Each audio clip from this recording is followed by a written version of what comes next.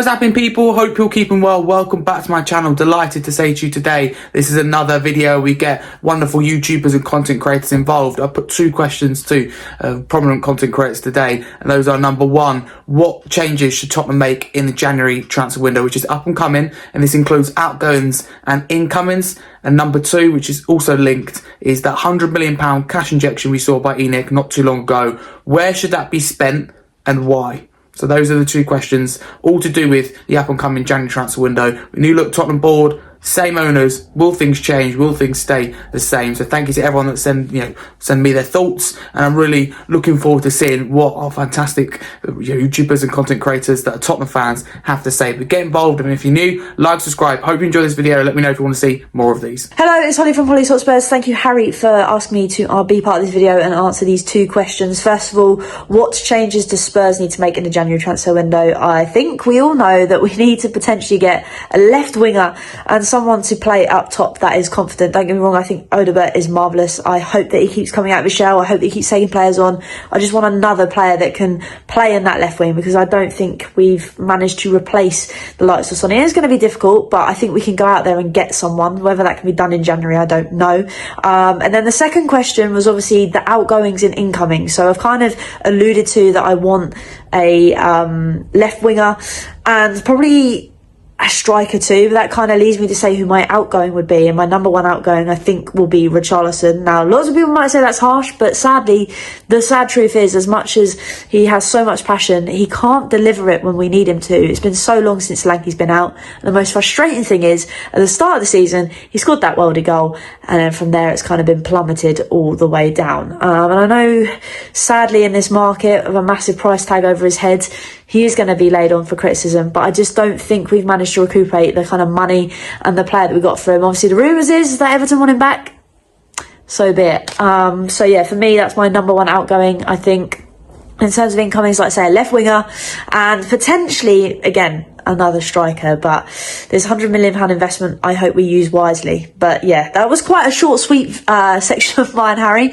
But I hope that makes a lot of sense. Thank you. Hi Harry, hope you're well, my friend. Tottenham, I think, have got a lot of work to do in the January transfer window for a number of different reasons. There's obviously been a few struggles under Thomas Frank so far this season. Our home form is an absolute mess, and once again we crumbled to the likes of Chelsea, and we've got some very important games coming up after the international break. I think the injuries have really set us back a step or two under Thomas Frank, and it is vital, in my opinion, that we do invest in the January transfer window and make a few changes to help us on the right track and really start to build after this few months of change, with Daniel Levy being phased out, with ENIC promising obviously that £100 million cash injection, and just changes to the hierarchy in general. There are a few positions I think that we need to target. The obvious one for me is that striker and winger position, with Randal Kolo Muani now out with a jaw injury, with Dominic Solanke seemingly unable to be fit for Spurs at the moment, with Richarlison really not performing. It kind of leaves us with very limited options up there, so I would love to see us target a striker. A lot of people seem happy with the idea of bringing Ivan Toney to the club on loan for 6 months and then reassessing in the summer. I personally wouldn't mind that so much. I do think it's going to be really difficult to sign a striker permanently in January, particularly if his name is Harry Kane, who I would love to see back at the football club if at all possible, but we know maybe that is easier said than done. But alongside that, I think a winger is crucial. I love Antoine Semenyo from Bournemouth, who would be such a fantastic addition. Can play on the right, can play on the left, could even play as a striker. Ilman and Dye from Everton as well. If we were somehow able to pull off a deal for him, I would be over the moon. You just need to watch him for Everton this season and see how important he is for them and how skillful and just fantastic of a player he is in general. So I would love to see one of those two names come through the door, and that is the area where I feel like the £100 million cash injection should be put, because we've struggled to score goals. Defensive reinforcements, maybe a bit less of a priority, but that's something we should also focus on. Perhaps a new left back for backup for Udogie, because I don't think Jed Spence really belongs on that side. And at centre-back, it's a difficult one with Vuskovic being out on loan, but we are lacking a little bit of depth there, I feel, as well, particularly if Romero or Van de Ven get injured. So for me, the list is striker, winger, defensive reinforcements, work to be done in January, and then let's see if we can finish the season strongly from there. What changes should Spurs make in January? I think one target we haven't got in the last couple of windows, which absolutely needed to, and that was a left back, proper left back cover. I know Spencer's been playing there, but you can see in our games, whenever we go forward and attack on that left hand side, we're so limited in what Spence can do because naturally he's right footed. That means you're not going to get him going down to the byline and then cutting it back as often as someone like Udogie would. So you're basically asking him to just cut in, and he's not putting anywhere near enough crosses, in my opinion, for that position. So I'd rather have Spence rotate with Porro on the right hand side. I think that would be brilliant. But on the left hand side, especially because we know Udogie's injury prone as well, I think we need a really good left back rotation option with him that is good going forward and pretty solid defensively. But I think with a focus on being good and getting good crosses in from the left hand side, sort of like how Keane Lewis Potter was for Frank at Brentford, but you know, he was naturally a left winger, left mid, turned into a left back. I think we need a good attacking left back option. As well as that, really and truly, we haven't replaced Sonny at left wing. I would love to get someone that is like of Kudus' level for the left wing. Semenyo is a main one. Very, very, very expensive. I think we could potentially go back in for Savinho because he's not getting as much game time as he would like, especially coming up into a World Cup year. So I can genuinely see us going back in for Savinho. He's not really a goal scorer, which is something I think we're missing in the side. But that's why I think the final position we need to improve on is striker. Now, the issue with this position is that I think Colin Moani, it's a real shame. I thought he was growing quite well the last couple of games, but he's got that broken jaw, fractured jaw. So he's going to be out for a while. So we need to see how he reacts when he comes back. Solanke, we just have not seen under Frank yet. For me, he's the type of player that I think would thrive well for Thomas Frank, but we just haven't seen that. It's going to take a while for him to get up to speed. And in my honest opinion, I just don't think Richarlison's good enough. So what I would use the money for, and what I'd want Spurs to do, is potentially to sell Richarlison, maybe back to Everton, use that money to get Iliman and Dye, someone I think is a fantastic footballer. Him on the left-hand side and Kudus on the right, genuinely I think would terrorise fullbacks in any Premier League side. So I'd love to maybe do a deal with them, Richarlison in exchange for Ndiaye, you know, add some money into it as well, and then look to get a striker. That I don't know. I think someone like Osimhen would probably cost too much money in terms of his wages, and he's only really just gone to Galatasaray. So I'm not really sure what options are out there. There's rumours of Tony. I don't know if that's going to be possible.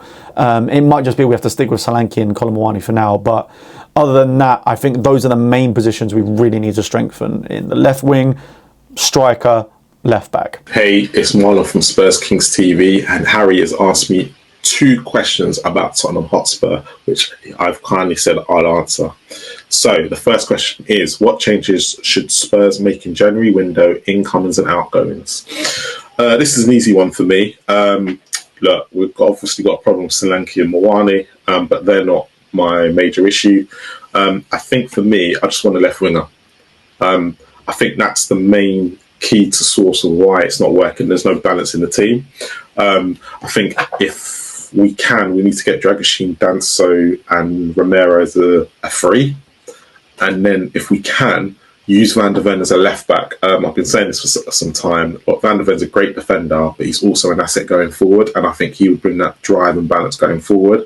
So for me, if we can get a left winger, look, Semenyo is the name of the month at the moment, and yeah, he'd be great, but it's, you know, it's what it is. Savinho, I think if we could go back and get him from Manchester City, he'd be great. He's actually started the season on fire as well, so like he's really proven himself, and he'd be absolutely perfect for us. But someone of that ilk, there must be more players than those two, and I think that's where I'd probably spend it in January. I think I'm not going to be overcritical of the club and the board if it's not completely overhauled with £100 million players in January, because I think at this present moment I'm willing to give it patience, because the man Daniel Levy has gone.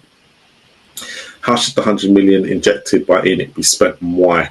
So this is an easy one. I think that 100 million should be spent on clearing all the debt of all the players that we've got at the moment that we've bought.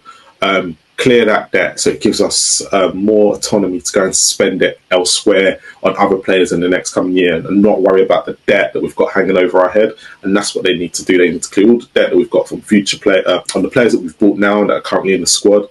And that's where we should go. Just to go back to who should be the outgoings in January, Richarlison's got to go. He's the one key one we've got to go. If we can cash in on him, if Everton want him or anybody, unfortunately, it's just not working for him at this club. But it all depends on what they want to do. Like, I'd keep the squad as it is. We're not going to sign major overhaul players in January. It's just not the way the club operates. It'd be good if they did, but they're not going to operate like that. They're not going to change. And it's a World Cup year, so there's going to be players available. So let's see what happens. But Harry, thank you. Please make sure to like and subscribe to Harry's channel. And if you liked what I said or you like anything about me and Ash, do a lot of stuff on Spurs Kings TV. But big up, Harry. Hi, Harry. Thanks so much for having me on the channel. Your first question was, what changes should Spurs make in the January transfer window, incomings and outgoings? Well, first and foremost, what I think Tottenham need to do is buy a left-back. We cannot anymore have the lack of balance that comes with playing Jed Spence at left-back. Don't get me wrong. I think Jed Spence is an excellent one-on-one defender. Obviously, he likes to put opposition attackers in the penitentiary, which I think should be called the Jed Spenitentiary, as far as I'm concerned.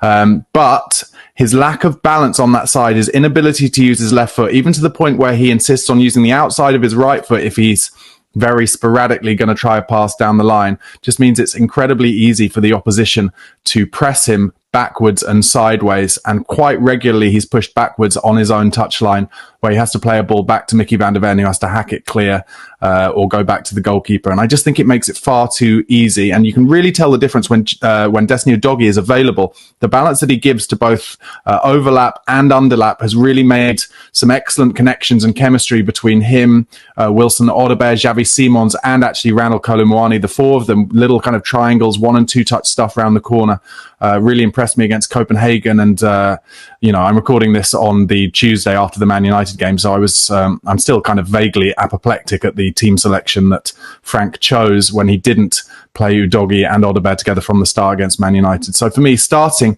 in terms of transfer incomings, he has to bring in another left-sided fullback. A lot of people have talked about Anthony Robinson. I've liked him for a number of years, but also people I respect in the Spurs community have often said he's not quite the right man.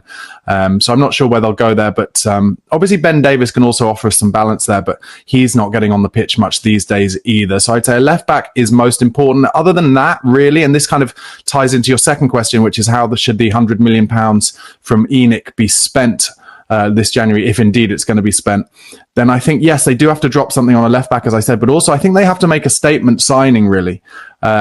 And maybe that's why we were in for Savinho at the back end of the summer, and why there's still a lot of talk about Real Madrid's Rodrigo. I do think the Lewis family have to make some kind of statement signing, not just in terms of maybe breaking the transfer record of the club, which is late 60-odd millions for Dominic Solanke, but also in terms of paying someone the kind of wages to persuade them to come to a club, to Tottenham Hotspur Football Club, ahead of some of the other clubs who are all sniffing around the same kinds of players. I've said this quite a few times, but one of the issues I think with so much transfer recruitment around the Premier League now being, and around the world really, but especially the Premier League being data driven, is that I just think all the clubs are interested in the same players, because they throw in what they want in terms of the data and it spews out the same players. And what Tottenham now need to do under the Lewis family is beat the likes of Chelsea, Manchester United, Arsenal, Man City, as unlikely as it seems, to a player that we really need. And if that happens to be Rodrigo, who apparently Chelsea are sniffing around, then so be it. But for me, I think a Premier League proven player like Antoine Semenyo would be even better. But I think everything I hear is that he was a Woolwich fan growing up, and bigger clubs with more money are sniffing around him. So they're kind of the answers to the questions. Thank you so much for asking me to be on. I hope you enjoyed it. Cheers. Yes, people, what's good? It's Tobes here, and I'm here on Harry's channel to answer 2 questions. 1, what would be the priority for Tottenham in the January transfer window, both from incomings and outgoings? And 2, the 100 million cash injection from ENIC. How should it be spent and why? I think I can answer both because they go hand in hand and they need money. Well, you need money for number one anyway. So for me, if I focus on incoming, the left-hand side, it needs to be sorted. We don't have any true cover for Mickey van der Ven. We don't have any true cover for Destiny. And we've seen the impact of the latter this season. We've seen how it impacts us, right? Left wing, Odobert has played well in recent weeks, but Odobert is a kid. Tell is a kid. We're relying on kids when our players have established players, established quality to dominate both flanks. We missed a trick not signing a left winger in the summer after selling Son. We cannot miss that trick in January. We need to sort our left-hand side out. It's quite clear that has been the weaker of our flanks. Quite clear. Both from building up, both from combination play, both from availability. The best combination we've had is Destiny and Odegaard, which has worked. But the problem is Destiny's injury prone and Mickey van der Ven injury prone. We know what's going to happen. They're going to pick up injuries. And when they pick up injuries, we need cover. Ben Davies isn't good enough. And he's well past it. And he's injury prone. Danso, he's not a lefty. Dragusin, when he comes back, he's not good enough to play in that position. Takai, the young G, 20 years old, we don't know if he's good enough to play in that position. We need a left-hand side defender. And we need a left winger. A 31.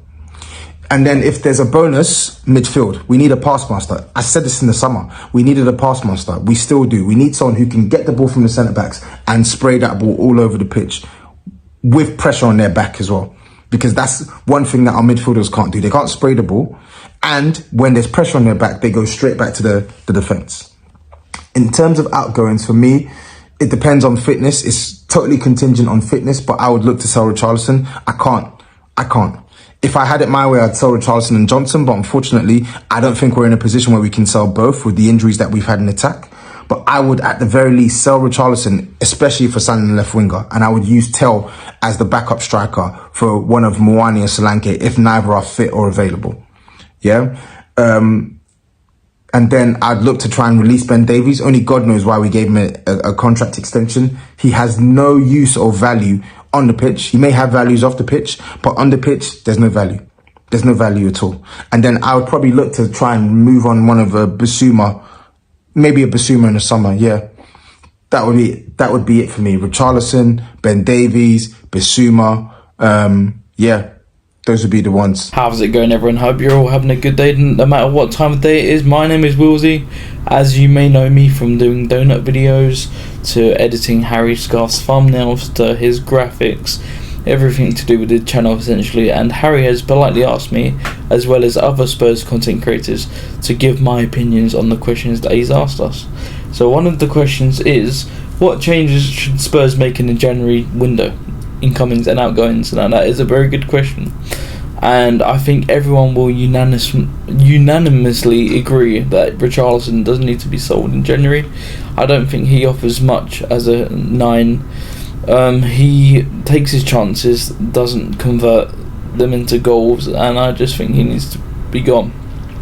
And the same can be said in certain areas of the midfield. Personally, I would get rid of Yves Bissouma.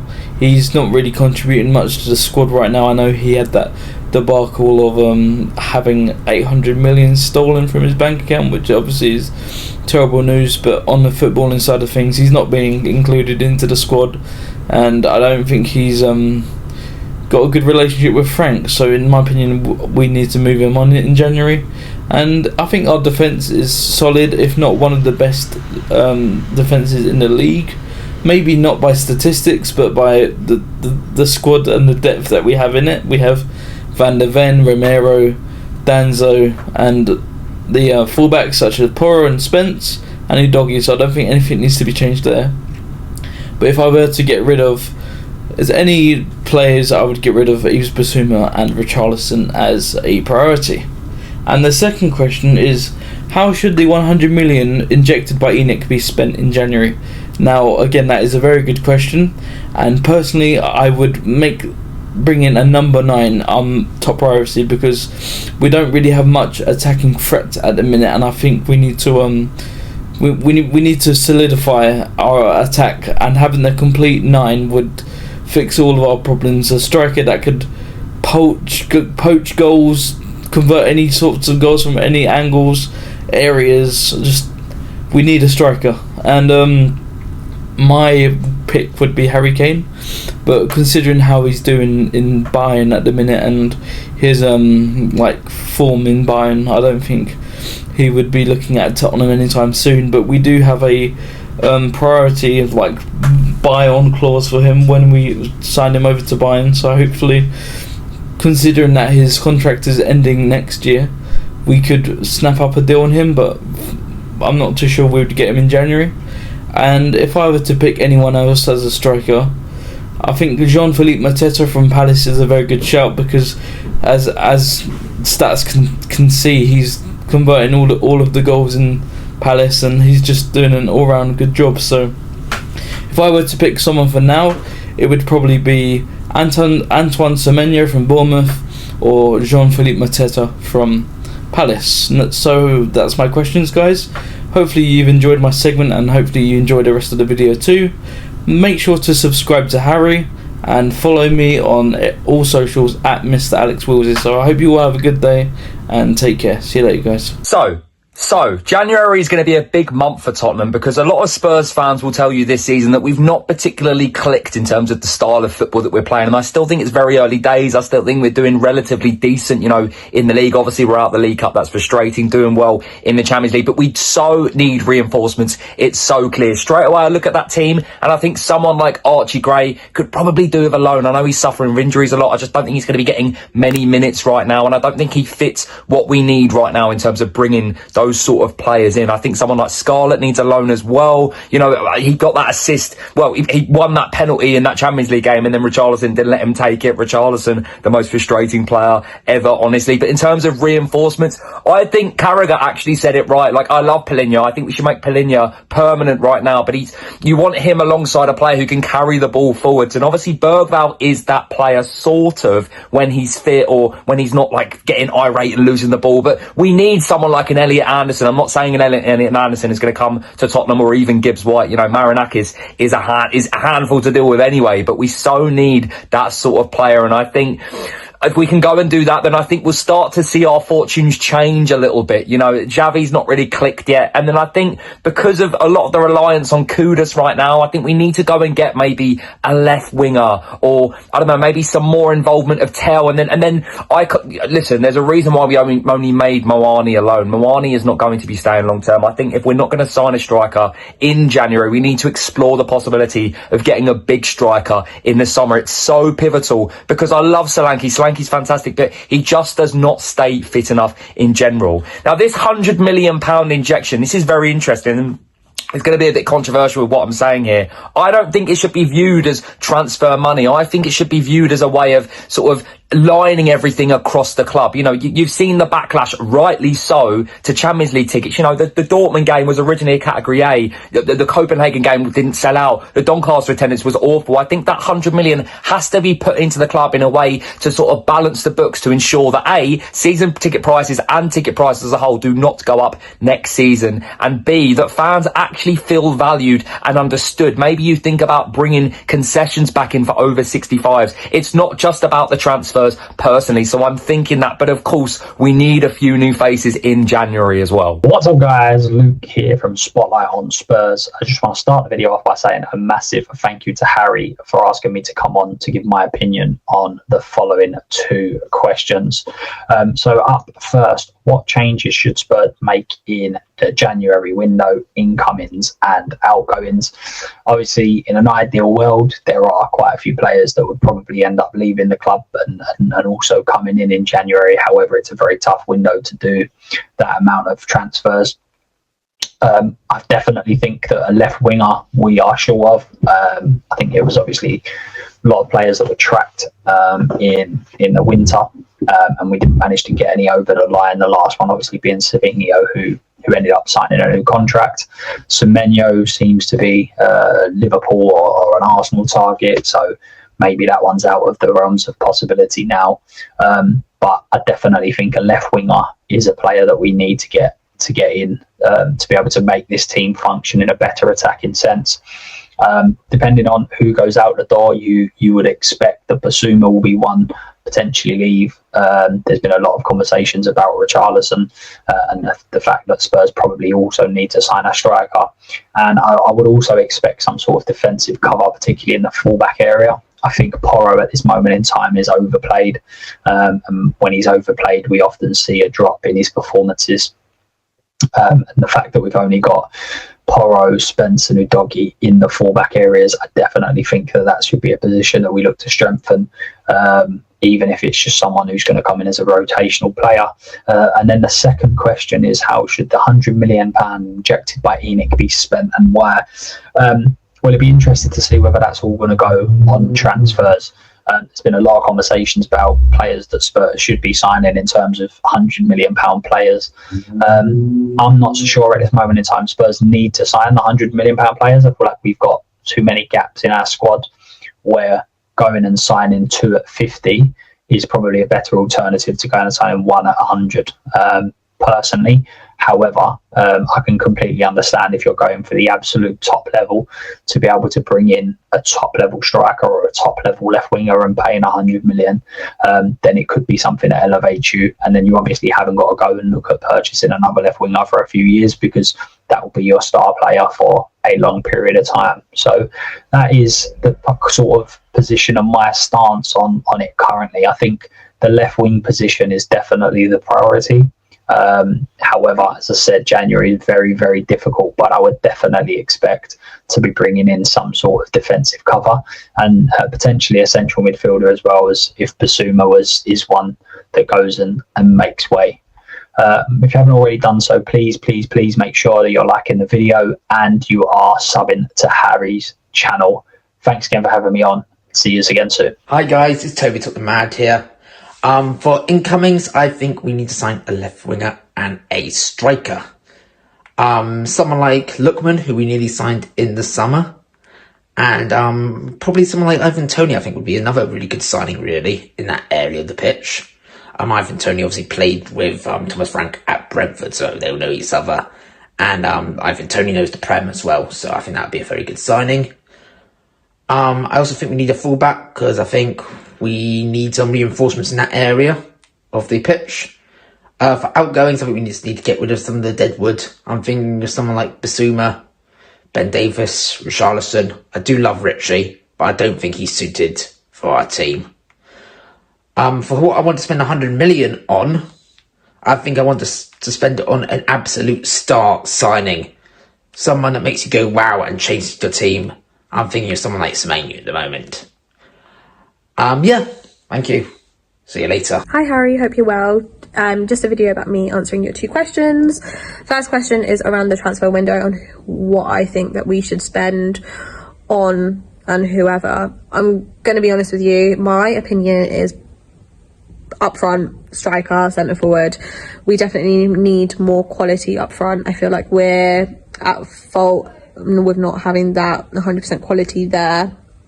We need that quality up front, and also we need to get rid of deadwood. We have got so many people in our team that is deadwood that we're not using and just have no purpose. Why are we keeping these players? There's no point.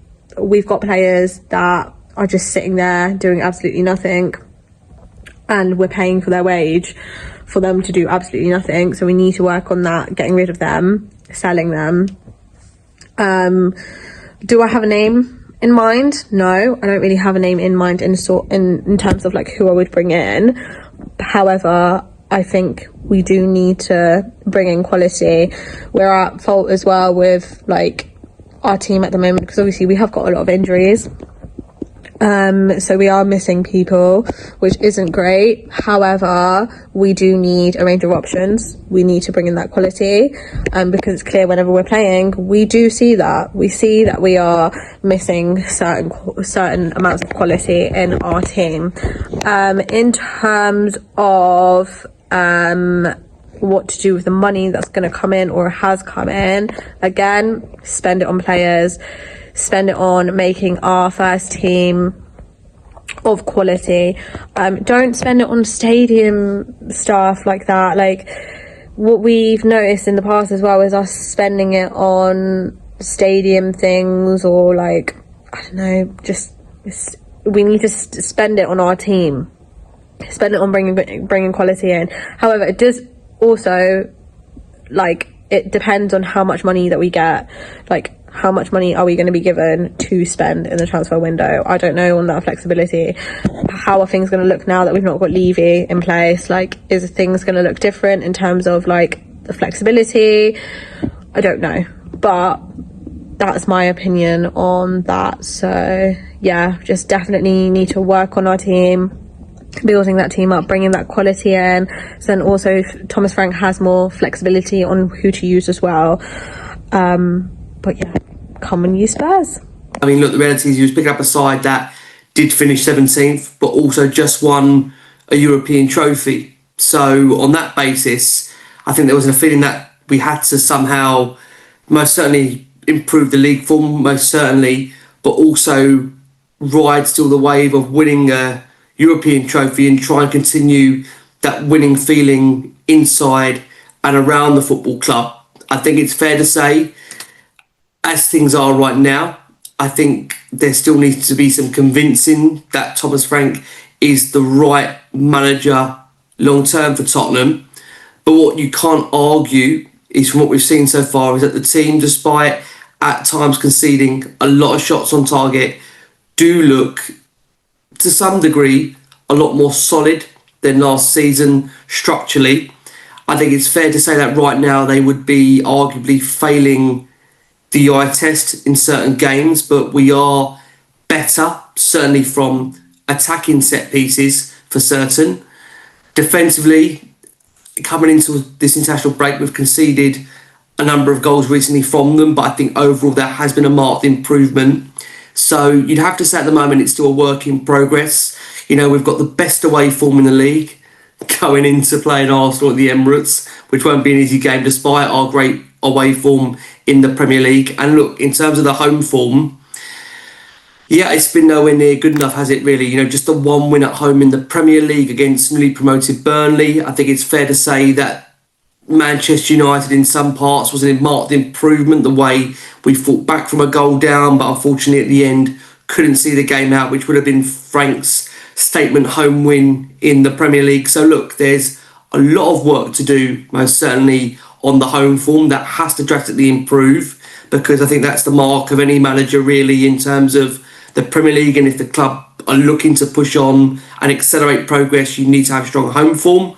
If we can maintain our away form, that would be great. I think there needs to be some form of expansion in terms of the brand of football. However, I would say at this stage, given the nature of the amount of forwards Tottenham have out, and again, the quality of forwards that he has around him at the moment, Frank, I think it's very hard to expect instant results, instant success. I'd say at the moment with regards to Tottenham, definitely there needs to be more convincing that long term this is right. But I think it'd be crazy right now to be panicking about Frank being the right man for Spurs. I don't think anyone can answer that question 17, 18 games in to the season. We're unbeaten in the Champions League. We're sitting positionally table-wise in a pretty decent place in terms of challenging, competing for a top 4 spot. I think the biggest problem is for a lot of Tottenham fans is that team at the top that we don't like to admit it, but that does get us down in terms of the way they've been performing and where they are in the league. So the next game, of course, is always the most important. It's a North London derby. It's away at Arsenal. We want a performance. We'd love a result for certain. It'd be great to see a Thomas Frank side go there with courage, with bravery, and to some degree, see if we can grind out a result at Arsenal, which would be superb. I think places like Stamford Bridge, the Emirates, Anfield, you know, to go there and get results would be great. I think there's a certain understanding about the way we're going to play at those kind of places. And likewise, the likes of Everton, Leeds, which have been good results on the road, and we've seen us really, at times, exploit weaknesses of teams of set-piece delivery, which has been good. But I think we want to see an involvement over the football. I think, again, I've made that clear that I think that will come in time. But it is patience. I know people don't want to have patience or hear about the word patience when we've just won a European trophy. The reality is, in terms of what Spurs can win this season, it is an FA Cup still available to them. Of course, depending on the draw. And again, fixtures around that time, it'd be interesting to see how Frank does obviously take on the competition. But look, I think where we are right now, positionally wise on the table, in a fairly good place, unbeaten in the Champions League. Let's remain optimistic for the season ahead. There's still a lot of excitement about what Tottenham can do. So look, I think the key thing now at the moment is patience, give the manager time, and I'm sure likewise we'll be back doing another one of these videos in the next international break, which I believe is in March. We'll have much more of an idea of what a Thomas Frank Tottenham is looking like. From me, guys, fingers crossed. Let's hope we've got a really good season in store. And thank you so much, as always, for having me on. Big up, young Harry Scarf. Hope you are well. Make sure everyone likes and subscribes to this young man. Just a quick video about the January transfer window. Look, I think one of the key things we need to do in January is to get a decent striker in. Kola Mawani looks like there's glimpses of him with quality, but he's just gone down with a fractured jaw, and we cannot be relying on Richarlison, who is just simply not good enough. I think if we can sell him, take the money and run, and try to bring in a striker of good quality. I'm not really sure. I'd love to get Ivan Toney on loan. I think he is perfect for us. The sort of striker that every Tottenham fan is crying out for. And obviously Thomas Frank's worked with him before, so that would be ideal. I'm not one of these people that particularly wants Jonathan David or Vlahovic, and I think their wages are going to be too high. Obviously there's going to be the same issue with Tony, but perhaps they'll take a wage cut.